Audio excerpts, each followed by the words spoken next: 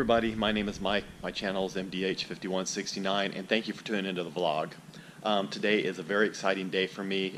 Today I get to do the very first video on one of the vehicles from my collection, and I said I wasn't going to do these videos until I was officially retired, and I have officially been retired for a week now, so very excited to get started on doing the videos on my various vehicles here from the collection.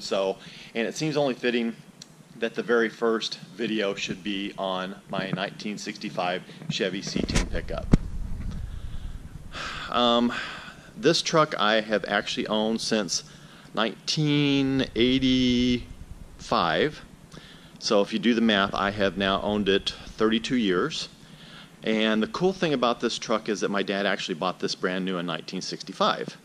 So it definitely has a lot of history. I drove this truck through high school, fixed it up a little bit as I went, but then right when I got into college, I decided I really didn't want to use it as a daily driver anymore. I really wanted to park it, and I ended up buying another vehicle that I used as a daily driver. So obviously the truck went through quite a few changes since my dad drove it away from the dealership in 1965. The cool thing is that he actually bought it from Smith Chevrolet right here in Turlock that's still in business. The truck actually started to life as a 6-cylinder, 3-speed on the column. It had drum brakes, no power steering, heat. That was about it. And it was used as a work truck. You know, that's when they bought them back then, they used them as a work truck. So this truck actually has made numerous trips to and from Oklahoma. We have family back in Oklahoma, and we actually lived back there when I was a small kid for about 3 years. So it's probably made about a dozen trips to and from Oklahoma. The truck itself, it's been used, like I said, as a truck. It's been down creek beds, it's been through fields, it's hauled hay, it's hauled livestock, it's hauled wood, it's pulled trailers. My dad was very much into team roping, so he pulled a lot of horse trailers with it. So it's definitely been used. Over the years, things kind of changed on it a little bit, and back in, I'd say probably the mid-70s, when my parents moved back to California, my dad was able to get a hold of a 307 V8, which he dropped under the hood. Still had the same 3-speed on the column, had 373 gearing in the rear end, but it is an open rear end. So he put the 307 in. That lasted for several years. He liked the truck. He liked the motor rather. It did a good job for him. But then one day he goes out to go to work and starts the truck up and blows a head gasket. So lo and behold, my dad ended up getting a Crate 350, 4-barrel quadrajet, glass packs, and that was the way it was basically when I got it. And now back around just probably prior to 1980, 78, somewhere in that area, my dad actually did put another paint job on it. And I should note this truck has been black its entire life.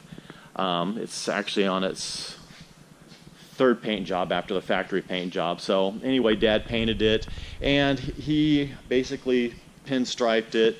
He had the tailgate boxed in and that all done, and he had a team roping scene across the back there, and then over the top it was named Widowmaker from an old trucking song that my dad liked. This thing had a camper shell on it, had side pipes at one point in time. Wasn't really my style. Maybe looked good for back when my dad did it, but had chrome modular rims. Of course, it was all the stock height. My dad never got into lowering it. The front bumper and grille was all white. So, like I said, the truck served him until 85 when he ended up giving it to me, and that ended up being my very first vehicle, which is kind of cool. So when I got a hold of it, I ended up doing a lot of changes, and a lot of changes throughout the years. So now it's basically evolved into what it is now. So we're going to kind of go around the truck and I'll show you.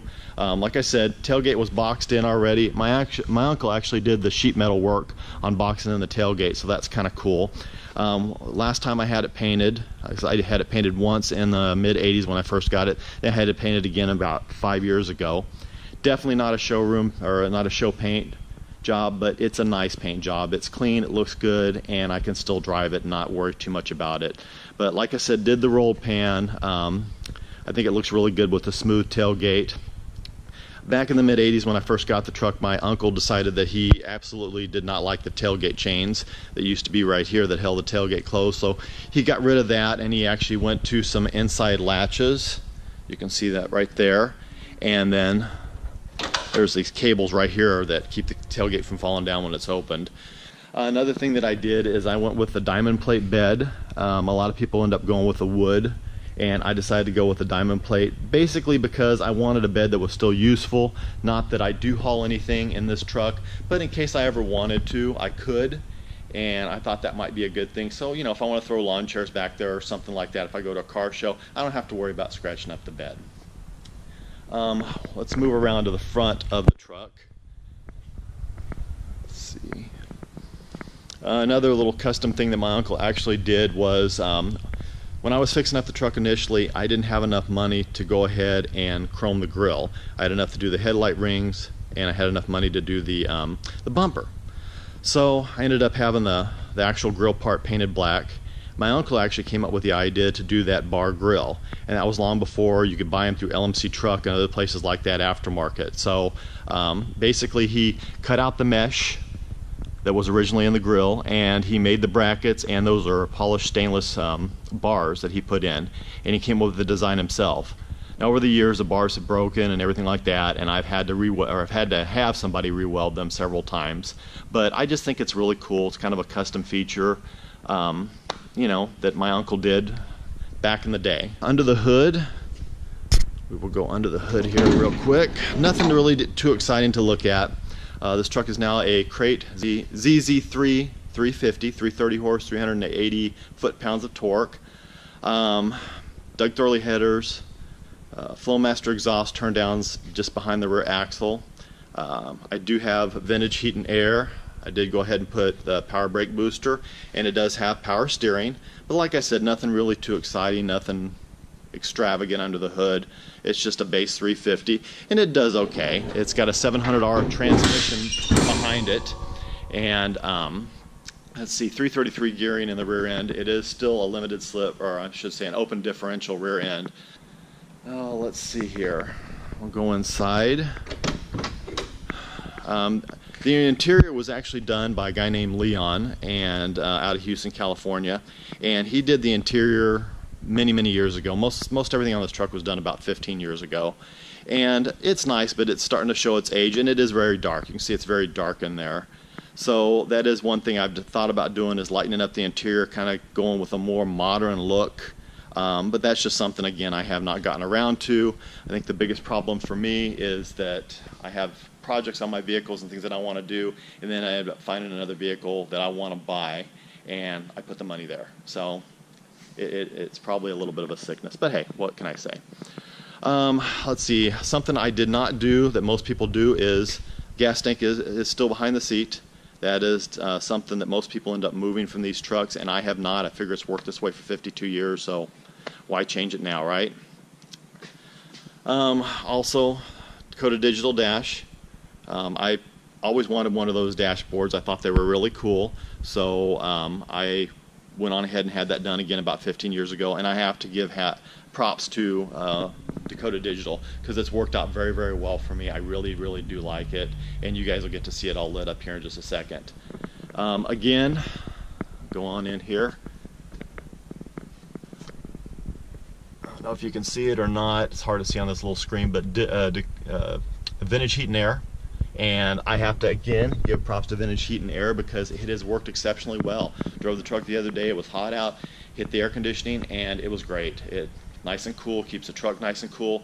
Heat works good, so, and I've never recharged, I've never had to do a thing to it. So, doing really awesome there. Rims are centerline 17 by 8s in the front, 17 by 9.5s in the rear.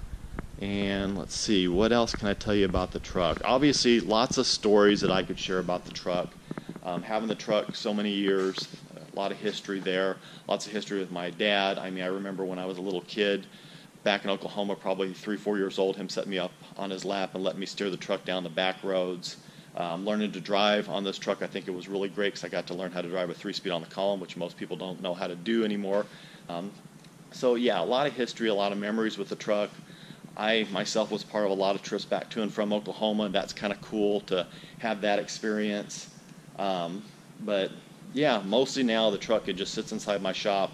I dust it off detail it out every now and then, take it out, run it around a little bit. Once in a while, I might go to a show, but it hasn't been to a show in several years. And I plan to start driving it a lot more now that I am retired and I have a little bit more time. So with that, I think we should just take it for a little drive. You guys can see the Dakota Digital, how it lights up, see how it does down the road, and let's do that. Okay, so pulling out of the driveway, the truck has a nice little rumble to it. Like I said, it's got the flow masters and the turn downs and the headers, so it's got a nice little sound to it, but it's not overly aggressive.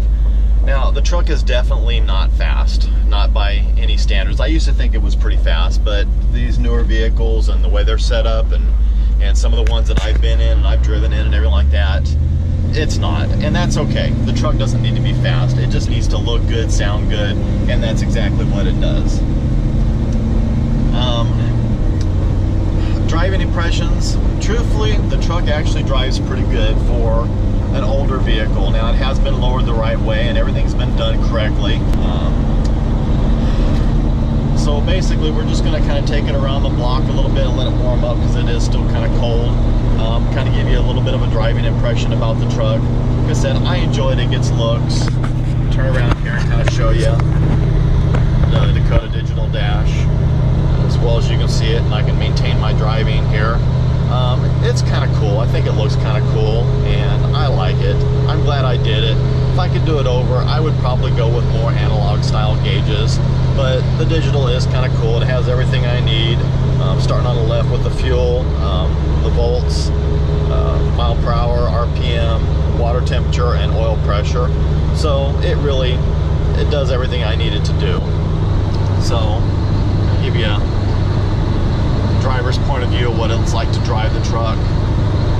So get a little bit of temperature in the truck, so that's good. So with the gearing and the transmission, I can run down the freeway at 75 miles an hour and tack about 2,200 RPM, so it actually works out pretty well. So like some of the projects, like I said, I've actually thought about maybe cleaning this truck up under the hood a little bit, trying to make it a little bit more fancy, and obviously updating the interior would be kind of a nice thing to do. And definitely doing like a locker in the rear end. But like I said, I usually end up finding other vehicles, and then I think to myself, well, I don't drive the truck that much, and it looks good and it serves the purpose. And anybody who has vehicles kind of knows, you know, where does it end? I mean, you can always find other projects to do on vehicles. There's always something more and something nicer, but it's really a matter of where does it end. We have a little bit of open road.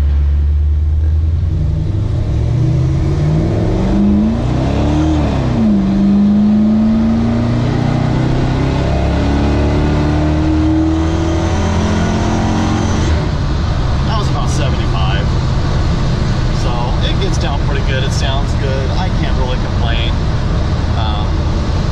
It's a nice little truck, and someday it will be my son's. I'm going to pass it down to him. He knows it's like his birthright, and so he will get it, and hopefully someday he'll pass it on to his kids, and it'll just stay in the family.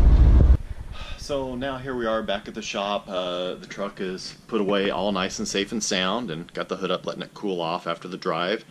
So I'm going to basically end the video here, but it kind of got me thinking about it and the truck and talking about the history and all like that. And I was actually able to go over to my mom's, which is close by, and pick up a few pictures. So I thought I would just share them on this video vlog. So there is the truck. Get in on it a little closer. That's the truck when it was brand new. That's my dad sitting there, and it probably wasn't more than a few months old at that point in time. And so I thought that was kind of cool. Let's see here, there's another one. This is a picture I really got me thinking about it. This is one of our trips to Oklahoma. That is actually me standing in front of the truck, and you can see the camper shell and the side pipes and the chrome mods on it with the white front bumper and grill and everything like that. And here's another picture. This is after I first got the truck. You can see that it's still got the white front bumper and grill and still the stock height, the chrome mods and everything like that on it. And then here's another picture at the back of it. You can kind of see the team roping scene and the way my dad did the window maker across the back and everything like that. So I thought that was kind of cool actually to include in this this video vlog about the truck. Like I said, the truck's got a ton of history, so it's really seemed fitting for me just to do the first video on this truck. With that, I really appreciate everybody watching. I apologize. I know that I'm not the greatest on camera. I'm still getting used to all this. I'm still getting used to what I need to do and how to shoot the best, shots and everything like that. So I apologize. Videos will get better as they go along. I will get better at this, I promise. Thanks for sticking with me. Thanks for tuning in and watching the videos. Like I said, my purpose for this channel, whether I get 100 subscribers or 100,000 subscribers, is I just want to talk about cars. I want to share cars. I want to share the passion behind the vehicle and all things automotive. Certainly I have other interests, but this is really the big one here. So, if I can initiate some conversation from people, some input, if I can help people out and get them interested maybe in the car collecting world or what have you, and get them motivated, then that's really, to me, that's the coolest thing about this. That's the coolest thing about YouTube, is being able to reach out there to people and give them some information and help them, and then they in turn can give me some information and educate me. So with that, like I said, if you like the video at all, please give it a thumbs up. If you haven't already, please subscribe to my channel. I really appreciate it. You can follow me also on Instagram, MDH5169. And with that, thanks so much for tuning in, and have an outstanding day.